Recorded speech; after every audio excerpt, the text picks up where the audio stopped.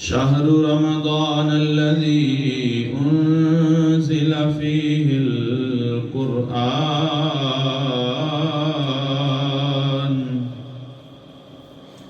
هدى للناس وبينات من الفرقان.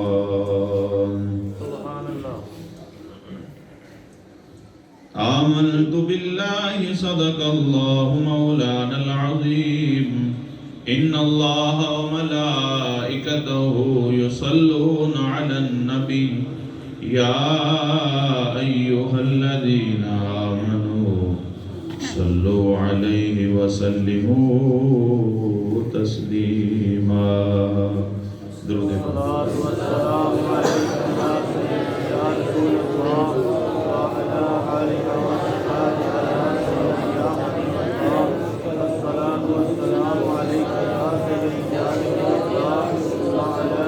الصلاة والسلام عليك يا سيدي يا رسول الله وعلى آلك وأصحابك يا محمد رسول الله. اللہ جل شانہ کی حمد و ثنا کے بعد حضور سرور کائنات صاحب الاولاق صلی اللہ تعالی علیہ وسلم کی بارگاہ بے کس پناہ میں ہدیہ درود و اسلام کے بعد قرآن مجید فرقان حمید کی ایک آیہ مقدسہ کا کچھ حصہ تلاوت کیا. دعا ہے رب لم یزل ہم سب کو قرآن مجید پڑھنے، سننے، سمجھنے اور بالخصوص اس پر عمل کرنے کی توفیق عطا فرمائے. اللہ جل شانہ کا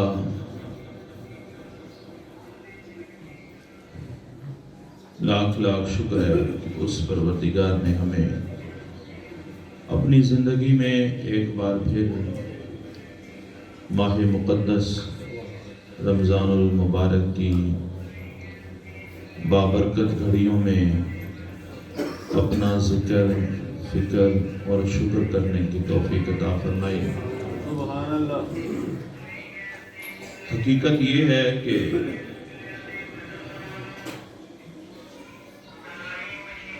سمجھنے والوں کے لیے یہ مقدس ہے، نہ سمجھنے والوں کے لیے عام دن ہے. دن بدلنے سے کیا ہوتا ہے، مہینے بدلنے سے کیا ہوتا ہے، سال بدلنے سے کیا ہوتا ہے، کچھ نہیں ہوتا. نہ سمجھیں تو کچھ نہیں ہوتا، سمجھ لیں تو حقیقت یہ ہے کہ انسان کی زندگی بدل جاتی ہے. بندہ صرف اتنا غور کرے اور توجہ کرے اور اس کو ہم دیکھیں کہ یہ 30-29 دن ہوتے ہیں جو یہ کہا جاتا ہے کہ رمضان المبارک کا پورا مہینہ ہی عبادت ہوتی ہے. اس کی بھی وجہ یہی ہے کہ انسان صبح اٹھتا ہے، سحری کرتا ہے، صبح اٹھتے ہی اسے ایک فکر ہے کہ میں نے روزہ رکھنا ہے، پھر سحری کرتا ہے، نماز پڑھتا ہے. اب نماز کے بعد، فجر کی نماز کے بعد اس نے سونا ہے یا کام پر جانا ہے. وہ اپنے دنیا کے کام کر رہا ہے، سونے لگا ہے، کچھ بھی کر رہا ہے، اس کے ذہن میں ایک بات پکی بیٹھی ہوئی ہے، خواہ وہ پہلا ہی روزہ کیوں نہیں، کہ میں روزے سے ہوں. ایسا ہے یا نہیں ہے؟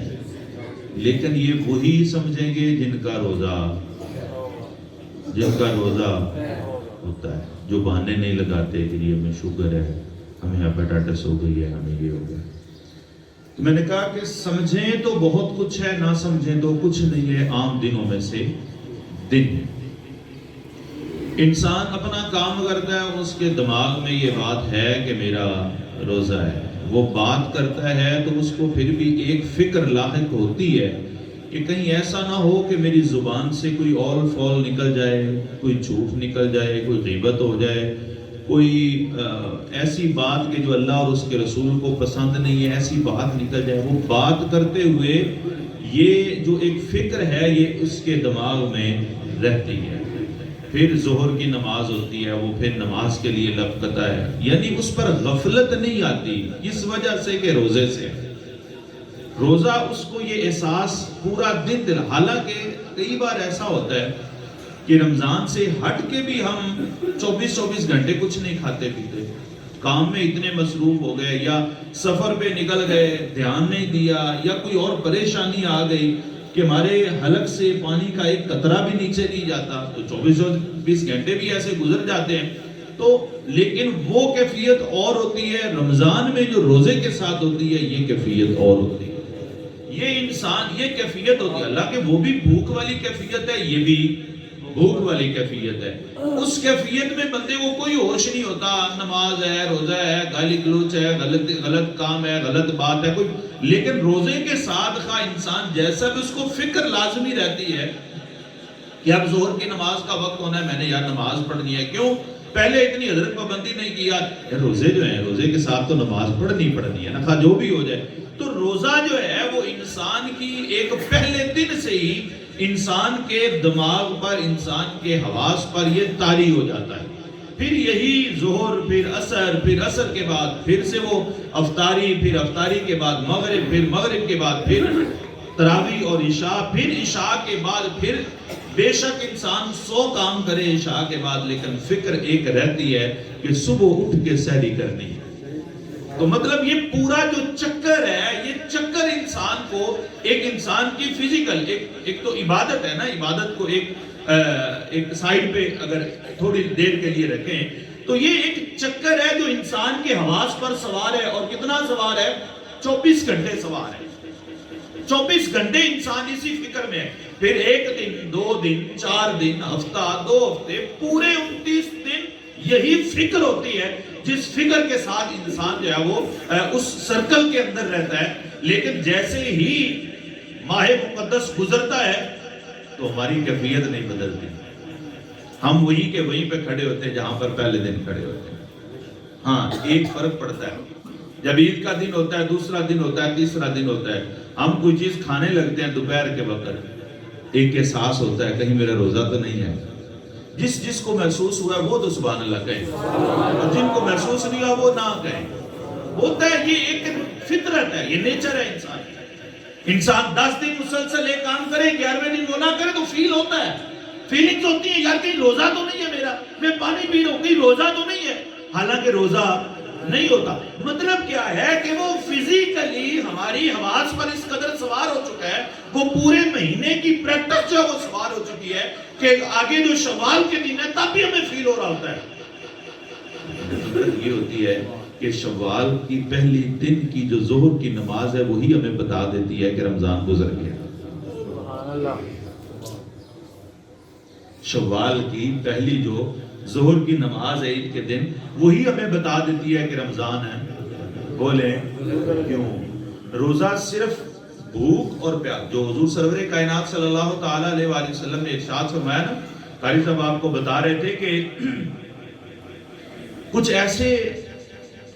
کچھ نمازی ہیں جن کی نمازیں ان کے منہ پر دے ماری جاتی ہیں، کچھ ایسے روزے دار ہیں فرمایا کہ انہیں سوائے بھوک اور پیاس کے بولیں کچھ نہیں ملتا. کیوں نہیں ملتا؟ اس کی وجہ یہ ہے کہ ہم نے بھوک اور پیاس کو ہی اپنے اوپر سوار کیا.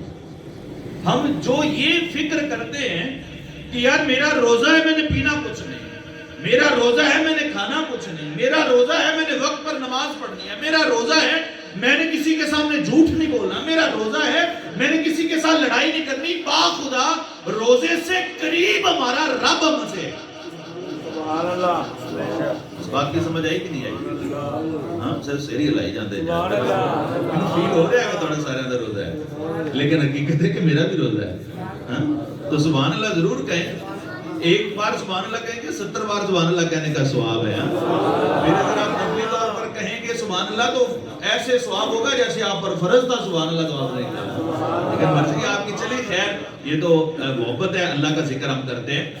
تو یہ کیفیت جو ہے روزہ ہماری اتنی فکر بڑھا دیتا ہے، لیکن روزہ جتنا میرے قریب ہے، میرا رب تو اس سے بھی میرے زیادہ قریب ہے، لیکن اس کی کبھی اپنے فکر نہیں. اس کی فکر ہو تو پھر وہ کسی نے پوچھا نا کسی سے کہ یہ لیلۃ القدر کیا ہے، تو وہ بزرگ تھے، انہوں نے کہا ہر رات ہی لیلۃ القدر ہے اگر تجھے قدر ہو تو. ہر رات ہی قدر ہے اگر تجھے قدر ہو. تو اباب سی قدر یہ روزہ ہے جو ہماری فزیکل ٹریننگ کے لیے، اور یہ ٹریننگ کس لیے ہے؟ تاکہ انسان کو فکر ہو کہ جس طرح میرا روزہ ہے میں نے غلط کام نہیں کرنا، میرا روزہ ہے میں نے جھوٹ نہیں بولنا، میرا روزہ ہے میں نے نماز پابندی سے پڑھنی ہے، میرا روزہ ہے میں نے مسجد میں جانا ہے. یہ ایک ٹریننگ ہے. اس ٹریننگ کے بعد جب انسان نکھرتا ہے اس بھٹی سے نکل کے، تو پھر اللہ کہتا ہے کہ یہ روزہ میرے لیے ہے، میں ہی روزے کی جزا ہو گیا. وہ اس لیے کہ انسان کے یہ فکر لاحق ہو جاتی ہے کہ میرا روزہ ہے، میں نے یہ کرنا، میں نے یہ نہیں کرنا. اسی طرح انسان کو فکر ہوتی ہے کہ میرا رب ہے جو ہر وقت میرے قریب ہے، میں نے یہ کرنا ہے، میں نے یہ نہیں کرنا. اور اسی قدر یہ روزہ ہماری ٹریننگ کے لیے ہے، یہ ہماری پریکٹس کے لیے ہے کہ ہم اللہ کے کتنا قریب ہوتے ہیں، ہم اللہ کا کتنا فکر کرتے ہیں، ہم اللہ کا کتنا اللہ رب العزت کی ذات کو اپنے پاس محسوس کرتے ہیں. یہ روزہ ایک اس پریکٹس کا نام ہے جو 12 مہینوں میں سے پورا ایک مہینہ رہے. یہ بھی تو ہو سکتا تھا کہ ہر مہینے کے 3 روزے فرض کر دیے جاتے، ہو سکتا تھا نا، 12 3 36 روزے ہو جاتے، مہینے سے زیادہ ہو جاتے تو وہ پورے میں گنتی بھی پوری ہو جاتی. لیکن اللہ جل شاہ نے پورا مہینہ رکھا ہے. اگر ہم اس کو فزیکل نظر سے دیکھیں تو یہ محسوس ہوتا ہے کہ 3 روزے کرنے سے وہ ایک خواب ہو کہ 3 روزے رکھے، آگے پھر اتنا پورا مہینہ گزار دیا، پھر مہینے بعد 3 روزے رکھے، پھر مہینہ گزار دیا، پھر 3 روزے رکھے، پھر مہینہ گزار دیا، وہ ایک خواب سا محسوس ہو. لیکن اللہ نے پورا مہینہ روزے رکھے تاکہ 1 دن 2 دن 3 دن جب 8 دن 10 دن رکھے گا پھر اس کی عادت بن جائے گا. سبحان اللہ. اب اس روزے کو اس نظر سے بھی دیکھیں. وہ ایک شخص آگے عرض کرتا ہے، یا رسول اللہ صلی اللہ علیہ وسلم، یا رسول اللہ مجھے کوئی ایسا عمل بتائیں تاکہ مجھے یہ فخر ہو کہ میں نے یہ آپ سے سیکھا ہے. سبحان اللہ. یا رسول اللہ مجھے کوئی ایسا عمل بتائیں کہ جو یہ میں محسوس کروں، مجھے فخر ہو کہ یہ میں نے آپ سے سیکھا ہے. یہ چیزیں تو ساری صحابہ نے حضور سے سیکھی ہے، کوئی ایسی چیز جو صحابہ نے حضور سے نہ سیکھی ہو. سارا عمل ہی، سارا دین ہی حضور سے. لیکن یہ ایک محبت تھی، صحابہ محبت سے الفاظ کا ذکر کرتے تھے، اظہار کرتے تھے. عرض کرتے ہیں یا رسول اللہ کوئی ایسا عمل بتائیں کہ مجھے محسوس ہو کہ میں نے آپ سے لیا ہے.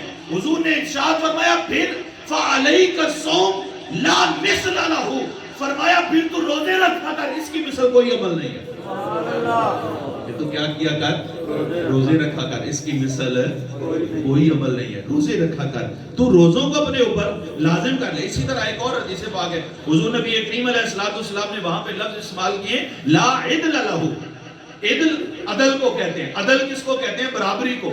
فرمایا کوئی عمل روزے کی برابری کرنے والا نہیں. آپ اس کو سمجھیں کیسے؟ یہ دروازوں کے اوپر نام لکھے ہوئے ہیں باہر والی سائڈ پہ، باب الصدقہ، اسی طرح باب الریان، باب القاظمین الغیظ والعافین عن الناس، اسی طرح باب الصدقہ، باب الحج، باب الجہاد. یہ جنت کے دروازوں کے نام. روزہ ہے نا، روزہ میں آپ کو بتا لا مثل لہ، اس کی مثل کوئی نہیں ہے. تو جنت کے دروازوں کے نام ہیں. شاید ہم سال میں ایک بار یہ آگے سنتے ہیں، یہ ہر روز پڑھ کے یاد کر لیں. کہیں جنت کا دروازہ نظر آیا تو اس میں داخل ہو جائے. تو مطلب یہ 8 دروازے ہیں جنت کے، 8 دروازوں کے نام ہیں. ایک دروازے کا نام ہے باب الجہاد. جہاد عمل ہے، بندے نے عمل کیا جو جہاد کرے گا، حضور نے فرمایا وہ جہاد والے دروازے سے جنت میں داخل ہوگا. فرمایا جو صدقہ و خیرات کرے گا باب الصدقہ سے جنت میں جائے گا. باب الصدقہ، صدقہ عمل ہے، اس عمل کا نام پر جنت کا دروازہ، صدقہ دینے والے اس دروازے سے گزر جائیں گے. باب القاظمین الغیظ والعافین عن الناس، غصے کو پی جانے والے، لوگوں کو معاف کرنے والے، یہ جنت کے دروازے کا نام ہے. ہاں بولے گا سبحان اللہ. غصہ نہیں کرنا، غصہ نہیں کرنا تو جنت کے اس دروازے سے جائیں گے. لوگوں کو معاف کرنا ہے تو جنت کے اس دروازے سے جائیں گے. یہ جنت کا پراپر ایک دروازہ ہے، اللہ نے بنا رکھا ہے. جو میرے بندوں کو معاف کرے گا وہ ادھر سے آئے گا جنت میں. جو غصہ پی جائے گا وہ جنت کے اس دروازے سے داخل ہوگا. محبت والی بات ہے. حضور سے کسی صحابی نے عرض کیا یا رسول اللہ کوئی سارے دروازوں سے بھی جائے گا؟ जिहाद करने वाले बाबुल जिहाद से, हज करने वाले बाबुल हज से, लोगों को माफ करने वाले बाबुल काज़िमीन अल-ग़ैज़ वल आफ़ीन अनिन नास से, सदका करने वाले बाबुल सदका से। अर्ज़ किया या रसूल अल्लाह, कोई सारे दरवाजों से भी जाएगा। हुजूर ने फरमाया सिर्फ जाएगा नहीं, उसको आवाज भी आएगी। गोया दरवाजे पुकार पुकार कर कहेंगे आओ मेरे से गुजरो। दरवाजे आवाज देंगे। अर्ज़ किया गया या रसूल अल्लाह, वो कौन है? हुजूर ने फरमाया अबू बकर वो तू है। तुझे जन्नत का हर दरवाजा पुकारेगा कि इधर से आ। तो सारे दरवाजों के नाम अमल के नाम पर है। सदका है बाबू सदका, सदका खुद अमल है। हज बाबुल हज है, हज खुद अमल है। ऐसे ही है इसी तरह बाबुल जिहाद है, जिहाद खुद अमल है। बाबुल काज़िमीन अमल है, काज़िमीन खुद अमल है। लेकिन बाबुल सौम जन्नत के दरवाजों में से कोई दरवाजा नहीं। रोजा है ना, रोजा है ना, रोजा है, रोजा अमल है, सौम अमल है। तो बाबुल सौम नहीं है, लेकिन जन्नत के दरवाजे का नाम क्या है? बाबुल रैयान। क्या है? बाबुल रैयान। ये अबाब ज़ी कद्र हर दरवाजा अमल के नाम पर है, लेकिन जो रोजे वालों का है उनकी जज़ा के नाम पर है। किसके नाम पर है? बोले बोले जज़ा के नाम पर है।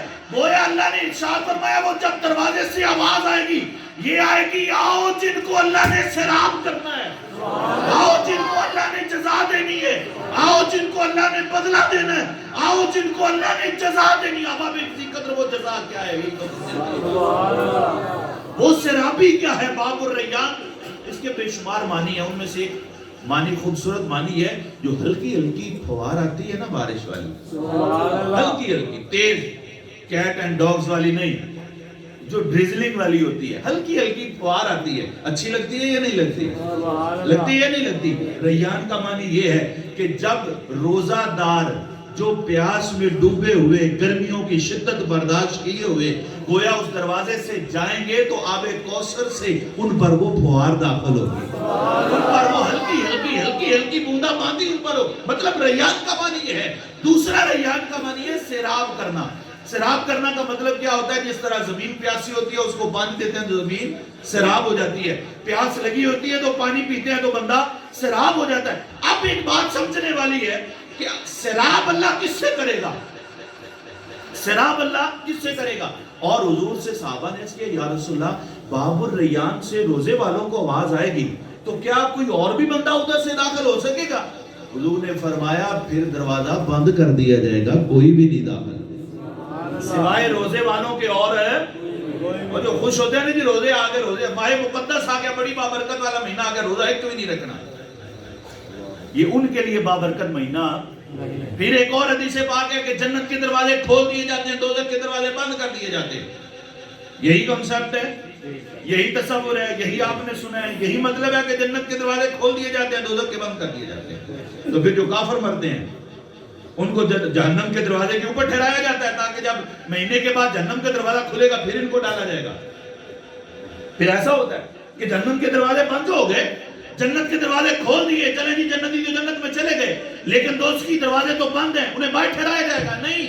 ये जन्नत के दरवाजे उन्हीं के लिए खुलते हैं जो रोजा रखते हैं। यही तो जन्नत का दरवाजा है हजरत, आपका जिस्म जन्नत का दरवाजा है, इसको इस अंदाज से समझे। यही जिस्म आपका दोज़ख का दरवाजा है, यही जिस्म, इस जिस्म के अंदर जन्नत का दरवाजा है। वो कैसे? रोजा रखा, मैंने पिछले जुमे पर भी जिक्र किया, आपने रोजा रखा, आपने पानी नहीं पिया जो आप पर हलाल था, ऐसे ही है, हलाल है ना पानी। आपने खाना नहीं खाया जो हलाल था, आपने ऐसा काम जो रोजे की हालत में मना है, आपने कोई काम नहीं किया, हालांकि हलाल थे। यही तो जन्नत का दरवाजा है कि हलाल काम छोड़ ही बैठा है, बुरे काम कैसे करेगा?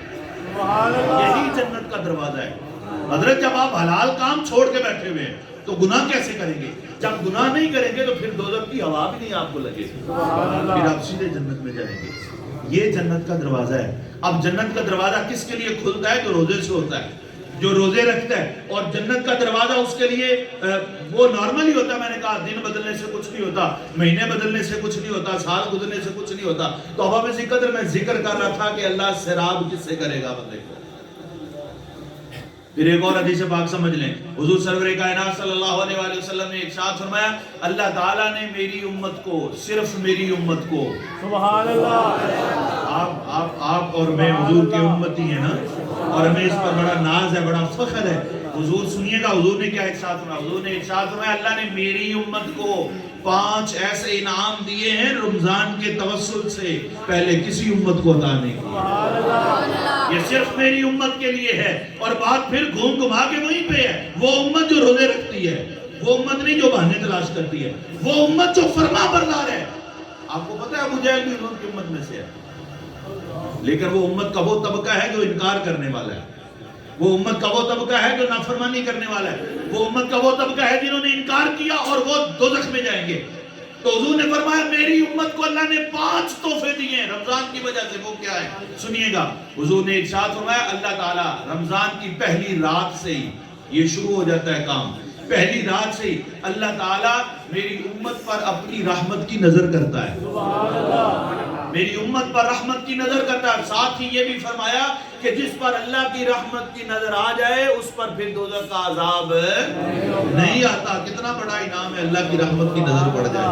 وہ اللہ جو ہماری شارع سے بھی زیادہ قریب ہے، وہ اللہ جو کہتا ہے کہ فائنی قریب، میں بہت تمہارے قریب ہوتا ہوں، وہ اللہ جو محبت سے کہتا ہے اے محبوب نبی عبادی انی انا الغفور الرحیم، آپ میرے بندوں کو فرما دیجئے کہ میں بڑا بخشنے والا ہوں۔ وہ رب رحمت کی نظر کرتا ہے، یہ ماہ مقدس کے توسل ہے۔ پھر اس کے بعد حضور نے ارشاد فرمایا پھر شام کے وقت، یہ پھر بات آ کے وہی رکتی ہے کہ جو روزے سے ہوتے ہیں۔ حضور نے فرمایا شام کے وقت بندہ مومن جب پورا دن اپنے پیٹ کو باندھ کے رکھتا ہے، بند کر کے رکھتا ہے، زبان کو اپنے منہ کو بند کر کے رکھتا ہے، اس بھوک اور پیاس کی وجہ سے اور پیٹ کے خالی رہنے کی وجہ سے جو اس کے منہ سے سمیل آتی ہے، جو اس کے منہ سے بو آتی ہے، مہک آتی ہے، کہ جس کے منہ سے سمیل ہے بندہ اس سے کراہت کرتا ہے، اچھا نہیں لگتا، بندہ کہتا ہے ذرا تھوڑا سا ہٹ کے بات کر، منہ ادھر کر کے ہاتھ منہ کہہ کے ہاتھ رکھ لو، یا بندہ اس طرح کراہت کا اظہار کر دیتا ہے۔ لیکن رمضان میں ایسا کبھی نہ کیجیے۔ اس کی وجہ کیا ہے کہ وہ جو خوشبو ہے وہ حضور نے فرمایا اللہ کو تمہاری کستوری سے زیادہ پسند ہے۔ تمہارے مشک کی جو خوشبو ہے نا، جو تمہارے جو بہترین تم خوشبو ہے استعمال کرتے ہو، فرمایا اللہ کو وہ اس خوشبو سے بھی زیادہ پسند ہے۔ وہ خوشبو اس روزے کی حالت میں روزہ دار کے منہ کی اسمیل سے کراہت ہے نہیں کرنی، ہاں تھوڑا سا سائڈ پہ ہو جائے لیکن کراہت کا اظہار بھی نہیں کرنا۔ دوسری بات یہ تھی کہ بو اللہ کو بڑی پسند ہے۔ تیسری فرمایا فرشتے دن رات روزہ دار کے لیے بخشش کی دعا کرتے ہیں۔ آپ سو رہے ہوتے ہیں روزہ رکھ کے حضرت، آپ تراویح پڑھ کے سو رہے ہوتے ہیں اور خواب خرگوش آپ کو ہوش ہی کوئی نہیں ہوتا کہاں پہ پڑے ہوئے ہیں، لیکن اللہ کے فرشتے آپ کے لیے بخشش کی دعا کر رہے ہوتے ہیں، ان کے لیے جو قیام اللیل بھی کرتے ہیں، جو صبح کا روزہ بھی رکھتے ہیں۔ اب چوتھی چیز حضور نے ارشاد فرمایا جو میں ذکر کرنا چاہ رہا تھا، ارشاد فرمایا جنت خوبصورت ہے، ایسے ہی ہے خوبصورت ہے۔ آپ نے سنی ہے سورہ آپ پڑھیں جائیں، سورہ رحمان پڑھیں، اس کو ترجمے کے ساتھ سنیں، اس کو ترجمے کے ساتھ پڑھیں، آپ کو پتا چلے گا جنت کتنی خوبصورت ہے۔ اور باخدا آپ نے اتنا تصور ہی نہیں کیا ہوگا جتنی وہ خوبصورت ہے۔ آپ سورہ واقعہ جا کے پڑھیے گا، آپ کو ساری چیزیں نظر آئیں گی کہ جنت جو ہے وہ کیسی ہے، جنت کتنی خوبصورت ہے، آپ کو نظر آئے گی۔ سورہ رحمان اور واقعہ 27 کے بارے میں اکٹھی ہیں، جا کے پڑھیے گا، آج آپ کو پتا چلے گا کہ جنت کتنی خوبصورت ہے۔ لیکن اس کے باوجود حضور نے ارشاد فرمایا جب ماہ مقدس آتا ہے اللہ جنت کو حکم دیتا ہے تو ویسے ہی بڑی خوبصورت ہے لیکن اپنے آپ کو تھوڑا اور مزین کر، اپنے حسن کو اور بڑھا لے، اپنی خوبصورتی کو اور بڑھا تھوڑا سا۔ کیوں؟ ارشاد فرمایا پھر اللہ جنت کو یہ فرماتا ہے ممکن ہے میرا بندہ دنیا کے تھکیڑوں سے تھک ہار کے آئے اور تیرے اندر آ کے کچھ آرام کرنا چاہے۔ مطلب کیا ہے؟ روزہ دار جو روزے کی حالت میں ماہ مقدس میں فوت ہو جاتا ہے، سبحان اللہ، سمجھ آ رہی ہے بات کی؟ اگر شوگر ہے تو روزہ رکھیں، اللہ کرے ایسی حالت میں موت آ جائے، لیکن دنیا اتنی پیاری ہے کہ ہم روزہ چھوڑ دیتے ہیں، شوگر کو بچا لیتے ہیں، دنیا اتنی پیاری ہے ہیپاٹائٹس کو بچا لیتے ہیں، روزہ چھوڑ دیتے ہیں۔ تو اللہ کیا ارشاد فرماتا ہے جنت تو خوبصورت ہو جا، ممکن ہے میرا بندہ دنیا میں تھک ہار کے تیرے اندر کچھ آرام کرنے کے لیے آ جائے، تو جنت کو اللہ اور خوبصورت کر دیتا ہے۔ اب پانچویں جو چیز ہے مختصر کرتا ہوں، ارشاد فرمایا کہ جب رمضان کی آخری رات آتی ہے اللہ سب کی بخشش کر دیتا ہے، جنت کو اور خوبصورت کر دیا جاتا ہے۔ اب جنت کتنی خوبصورت ہے، بے شمار مقامات پر قرآن پاک کھول کھول کے کہتا ہے کہ جنات تجری من تحتها الانہار، جنت وہ باغات ہیں جن کے نیچے نہریں بہ رہی ہیں. اب وہ نہریں کون سی ہیں؟ مختلف احادیث ہیں. حضور نے فرمایا وہ شہد کی نہر ہے، وہ دودھ کی نہر ہے، اور وہ شہد اور دودھ سے بھی زیادہ کوئی میٹھا اور سفید پانی ہے. آپ حوض کوثر لے لیں، آپ آب کوثر لے لیں، آپ کوئی اور خوبصورت اس کو نام دیں، شراب طہور کا نام لے لیں، کوئی بھی نام لے لیں. بہرحال یہ 3 نہریں ان باغات کے نیچے بہتی ہیں. سبحان اللہ. اب وہ درخت جن کو دودھ کے پانی سے سینچا جائے ان پر پھل کتنا خوبصورت آتا ہوگا. سبحان اللہ. وہ درخت کے جن کو بطور پانی کے شہد، اب میں جو اس کی تشریح کرتا تو محمد کے یہ کہتا ہوں کہ نہریں جہاں پر بہ رہی ہوتی ہیں وہ زمین سر سبز و شاداب ہوتی ہے. نہریں بہنے کا مطلب یہ ہوتا ہے کہ ہریالی ہریالی ہے. نہریں بہنے کا مطلب یہ ہے کہ سبزہ ہی سبزہ ہے. تو جنت کے باغات کے نیچے نہریں بہنے کا مطلب یہ ہے کہ جنت کے باغات ہر وقت سبز و شاداب رہتے ہیں، ہر وقت ان پر بہار رہتی ہے. تو احباب ذکر یہ جو نہریں ہیں پانی کی، یہ جو نہر ہے شہد کی، یہ جو نہر ہے دودھ کی، یہ تو ہر جنتی کو ملے گی. سبحان اللہ. ہاں یہ تو ہر پھر جنتی کو جنت سے پہلے جانے سے پہلے حضور کے ہاتھ مبارک سے آب کوثر بھی میسر آئے گا. یہ تو کوئی شرط نہیں ہے کہ جو روزے والے ہیں انہیں شراب طہور نہیں ملے گی، جو روزہ نہیں رکھتے انہیں جو ہے وہ جنت کے وہ نہیں ملے گا، اس کو شہد نہیں ملے گا، اس کو دودھ نہیں ملے گا. یہ تو کہیں نہیں ہے. ہر جنتی جو جنت میں جائے گا، ہر جنتی جو جنت میں جائے گا وہ تینوں پانی پیے گا. وہ دودھ بھی پیے گا، وہ شہد بھی پیے گا، وہ شراب طہور کے بھی مزے لے گا، سب کچھ پیے گا. لیکن یہ جو ریان ہے یہ کیا چیز ہے؟